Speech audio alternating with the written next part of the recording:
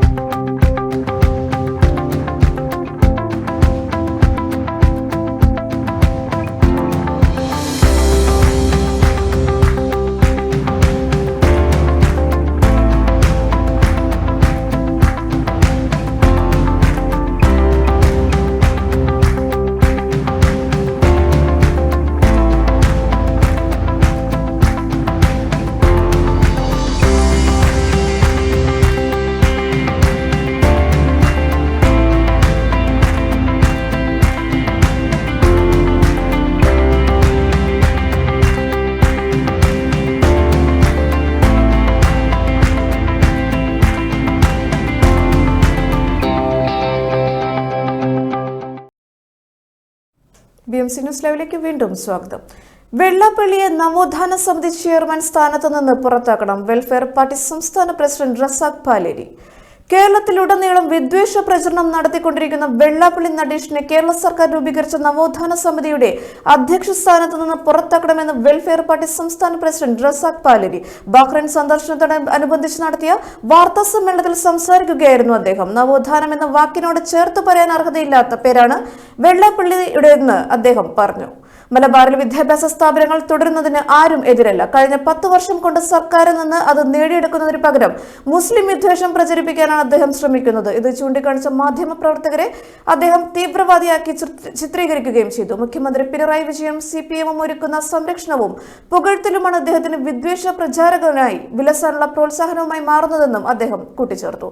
വാർത്താ സമ്മേളനത്തിൽ പ്രവാസി welfare president Majeed Thanal, general secretary Ashiq Erumeli, Badruddin Poovar പങ്കെടുത്തു. സ്ത്രീ പൊൻഫെസ്റ്റ് 2026 PCWF വാർഷികാഘോഷം ശ്രദ്ധേയമായി.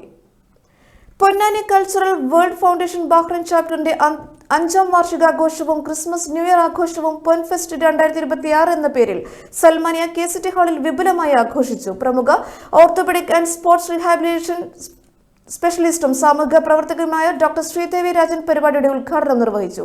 സ്ത്രീകളുടെ സാമൂഹിക പദവി ഉയർത്താൻ സ്ത്രീധനരഹിത വിവാഹങ്ങളും സ്ത്രീ ശാക്തീകരണ പ്രവർത്തനങ്ങളും അനിവാര്യമാണെന്ന് ഡോക്ടർ ശ്രീദേവി രാജൻ ഉദ്ഘാടന പ്രസംഗത്തിൽ പറഞ്ഞു. PCWF വനിതാ വിംഗ് ഗ്ലോബൽ കമ്മിറ്റി 11ാം വാർഷിക സമ്മേളനം നടക്കുന്ന ഈ വേളയിൽ സ്ത്രീകൾക്ക് സ്വയം പര്യാപ്തത കൈവരിക്കാൻ കഴിയുന്ന ബോധവൽക്കരണ പരിപാടികൾ പ്രവാസി സംഘടനകളുടെ ഭാഗത്തു നിന്നുണ്ടാകുന്നത് സ്വാഗതാർഹമാണെന്ന് lights of kindness founder Syed Haneef അഭിപ്രായപ്പെട്ടു. ഹസൻ VM, മുഹമ്മദ് രചനയും സംവിധാനവും നിർവഹിച്ച് PCWF അംഗങ്ങൾ അഭിനയിച്ച അടിച്ചുമോളെ കോടി എന്ന ഷോർട്ട് ഫിലിം ചടങ്ങിൽ പ്രദർശിപ്പിച്ചു. PCWF കലാവേദി അംഗങ്ങളും കുടുംബാംഗങ്ങളും അവതരിപ്പിച്ച വൈവിധ്യമർന്ന കലാപരിപാടികൾക്കൊപ്പം സഹൃദയ നാടൻപാട്ടും മുട്ടിപ്പാട്ടും ആഘോഷത്തിന് മാറ്റുകൂട്ടി. പൻഫെസ്റ്റ് പ്രോഗ്രാം ചെയർമാൻ നബീൽ MV സ്വാഗതവും PCWF general secretary Sharafuddin VM നന്ദിയും പറഞ്ഞു. BMC ന്യൂസ് ലൈവിൽ മറ്റൊരു ഇടവേള. Our skin is the mirror of our soul. Our skin is our largest sensory organ. Our skin needs a healthy microbiome balance. This is regulated by its pH value, which protects the skin from pathogens, cold and ultraviolet rays.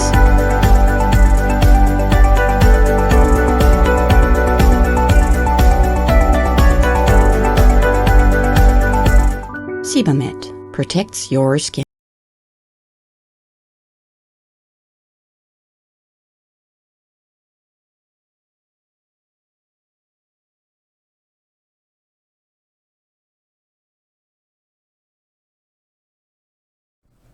BMC news ലൈവിലേക്ക് വീണ്ടും സ്വാഗതം.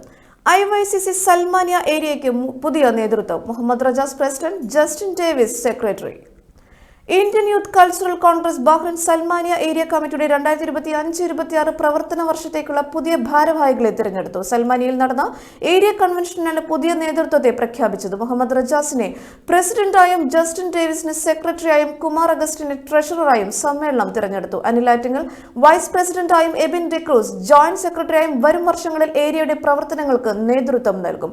പൂർണ്ണമായും ജനാധിപത്യപരമായാണ് ഓരോ വർഷവും ഭാരവാഹികളെ തിരഞ്ഞെടുക്കുന്നത്. 2025-26 വർഷത്തെ തിരഞ്ഞെടുപ്പ് കമ്മിറ്റിയുടെ നേരിട്ടുള്ള മേൽനോട്ടത്തിലാണ് പുതിയ ഭാരവാഹികളെ കണ്ടെത്തുന്നതിനുള്ള നടപടിക്രമങ്ങൾ പൂർത്തിയാക്കിയത്. ബഹ്റൈനിലെ പ്രവാസി സമൂഹത്തിന്റെ സജീവമായ സാന്നിധ്യമായ സൽമാനിയ മേഖലയിൽ സംഘടനയുടെ പ്രവർത്തനം കൂടുതൽ വ്യാപിപ്പിക്കാനും ജീവകാരുണ്യ സാമൂഹിക മേഖലകളിൽ കൂടുതലായി ഇടപെടാനും പുതിയ കമ്മിറ്റി മുൻഗണന നൽകുമെന്ന് ഭാരവാഹികൾ കൂട്ടിച്ചേർത്തു. നാടണിയാൻ സന്ദീപിന് പ്രവാസി ലീഗൽ സെല്ലിന്റെ കൈത്താങ്ങ്. ഒരുപാട് ബുദ്ധിമുട്ടുകൾ അനുഭവിച്ച മാഹി സ്വദേശിയായ പ്രവാസിക്ക് നാടണിയാൻ പ്രവാസി ലീഗൽ സെല്ലിന്റെ സഹായം. സ്വന്തം ജീവിതം കരുപിടിപ്പിക്കാൻ 2011 ബഹ്റൈനിലെത്തിയ സന്ദീപ് തുണ്ടിയിൽ എന്ന പ്രവാസിക്കാണ് PLC ബഹ്റൈൻ ചാപ്റ്റർ നാട്ടിലേക്ക് തിരികെ മടങ്ങാനുള്ള സാഹചര്യം ഒരുക്കിക്കൊടുത്തത്. സ്വന്തം ബിസിനസ് ആയിരുന്നു സന്ദീപിന്. സാമ്പത്തിക പ്രശ്നം കാരണം അദ്ദേഹത്തിന്റെ ബിസിനസ് പൊളിയുകയും ഒന്നിലധികം കേസുകളിൽ ഉൾപ്പെടുകയും ചെയ്തു. തന്റെയും ഭാര്യയുടെയും മകളുടെയും വിസ പോലും പുതുക്കുവാൻ സാധിക്കാത്ത അവസ്ഥ അദ്ദേഹത്തിനുണ്ടായി. സാമ്പത്തിക ബുദ്ധിമുട്ട് കാരണം നാട്ടിലേക്ക് തിരിച്ചു പോകാൻ പോലുമുള്ള സാധ്യത മങ്ങിക്കിടക്കുകയായിരുന്നു. പ്രവാസി ലീഗൽ സെൽ അദ്ദേഹത്തിന്റെയും കുടുംബത്തിന്റെയും ബുദ്ധിമുട്ടുകൾ മനസ്സിലാക്കി അതിലിടപെടുകയും സന്ദീപിന്റെയും ഭാര്യയുടെയും മകളുടെയും നാട്ടിലേക്കുള്ള തിരിച്ചുപോക്ക് കഴിഞ്ഞ ഓഗസ്റ്റിൽ സാധ്യമാക്കുകയും ചെയ്തു. ശ്രീ സന്ദീപ് ഇന്ന് ജനുവരി 4 നാട്ടിലേക്ക് തിരിച്ചുപോയി. അദ്ദേഹത്തിന്റെയും കുടുംബത്തിന്റെയും തിരിച്ചുപോക്കിന് എല്ലാ സഹായവും നൽകിയ ഇന്ത്യൻ എംബസി അധികൃതർക്കും വക്കീൽ താരിഖ് അലൌനും താമസ ഭക്ഷണ സൗകര്യം ഏർപ്പാടാക്കിയ സിഖ് ഗുരുദ്വാര അധികൃതർക്കും പ്രത്യേകം നന്ദി രേഖപ്പെടുത്തുന്നതായി പ്രവാസി ലീഗൽ സെൽ ബഹ്റൈൻ ചാപ്റ്റർ പ്രസിഡന്റും ഗ്ലോബൽ PROയുമായ ശ്രീ സുധീർ തിരുനിലത്ത് അറിയിച്ചു. ബുദ്ധിമുട്ടുകളിൽ അകപ്പെട്ട പ്രവാസികൾക്ക് അർഹമായ സഹായങ്ങൾ ചെയ്തു കൊടുക്കുന്നതിൽ പ്രവാസി ലീഗൽ സെൽ എന്നും മുൻപന്തിയിലുണ്ടാകുമെന്നും സന്ദീപിന്റെ തിരിച്ചുപോക്ക് അതിനൊരു ഉദാഹരണമാണെന്നും PLC Bahrain chapter general secretary doctor Rithin Raj അറിയിച്ചു. കേരളത്തിൽ നിയമസഭാ തിരഞ്ഞെടുപ്പ് ഏപ്രിൽ 2ാം വാരം നടന്നേക്കും. കേരളത്തിൽ നിയമസഭാ തിരഞ്ഞെടുപ്പ് ഏപ്രിൽ 2ാം വാരം നടന്നേക്കും. മാർച്ച് ആദ്യവാരം നിയമസഭാ തിരഞ്ഞെടുപ്പ് വിജ്ഞാപനം വരും.